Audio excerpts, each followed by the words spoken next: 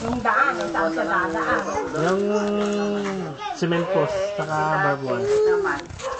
Tinataniman ko na nga ng mais eh. Tapos ng exam niya, uuwi na lang dito. Kasi may dalang ang kasama nila. Kaya nga pinauwi ng hanggang. Sinong kasama nila, Kwan? Hindi yung gabi pala sila lilit. Sinong kasama nila, Chi? Gamit lang. O kanya nga eh, kahit hindi yun nga importante, hindi yan gagamitin ng anak ko. Oh, ang pagkain niya. Tama. Hindi naman nagluluto. Puro luto ang dinideliver doon ng Jollibee. Ay, Hindi, hindi pagka niya na ako maharap. na magluluto yun. Hindi nagluluto. Kaya ako nagpunta rito, hiramin ko sana yung anuhan nyo